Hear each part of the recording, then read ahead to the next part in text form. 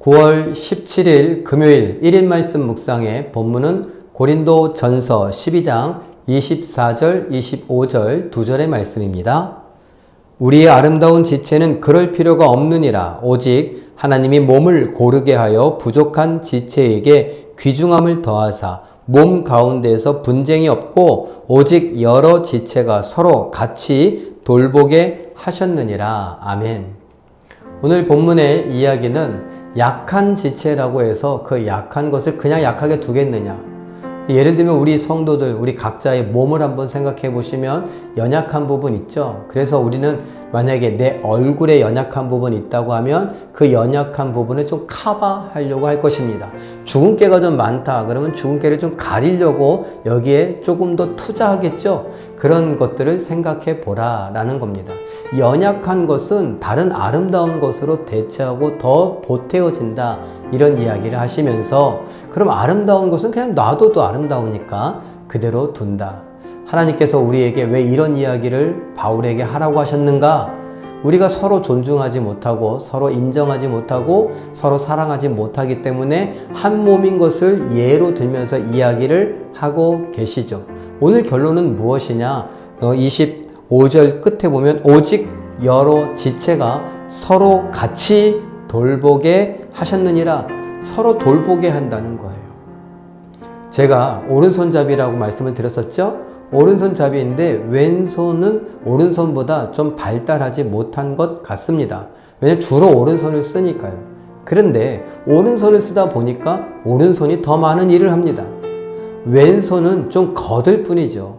그 왼손이 좀 약해요. 힘으로 해도 오른손으로 팔씨름을 하는 것과 왼손으로 팔씨름하는 것, 오른손이 좀 더 센 것 같습니다. 그러다 보니 오른손이 이 약한 왼손을 좀 거들어 줍니다. 도와줍니다. 그게 뭐예요? 사실은 오른손이 대부분의 일을 하고 왼손 이렇게 하는, 너는 좀 거들기만 해, 좀만 붙잡아줘. 그래서 붙잡습니다. 농구를 한다 그러면 주로 오른손으로 저는 슛을 하겠죠. 그런데 방향을 잡기 위해서 왼손은 붙잡아 주기만 하면 됩니다. 그래서 슛을 쏩니다. 저는 또 축구도 좋아해요. 그러면 오른발로 슛을 많이 쏩니다. 그러면은 오른발로 슛을 정확하게 쏘기 위해서 왼발이 거들어 줍니다. 그래서 방향을 잡아 줍니다. 이런 것들을 그냥 제가 운동에 비유했지만 여러분 설거지를 하는 것도 그렇죠. 왼손잡이이신 분도 계시죠. 그럼 왼손잡이이신 분은 주로 왼손으로 닦을 겁니다. 오른손은요, 붙잡아 주는 거죠. 서로 이렇게 돌보고 서로 보완해주고 서로 힘을 합치는 것. 그래서 저는 여러 몸이 합력해서 제 인생을 살아가고 있습니다. 그리고 저희 가족도 그런 모습으로 해서 가족을 이루고 있고, 그리고 그것이 확대되어서 여러 가족이 모이고 여러 성도가 모여서 제일교회를 이루고 그렇게 가고 있는 것입니다. 그런데 뭐가 필요하다고 말합니까? 서로 돌보아 주는 것이 필요합니다.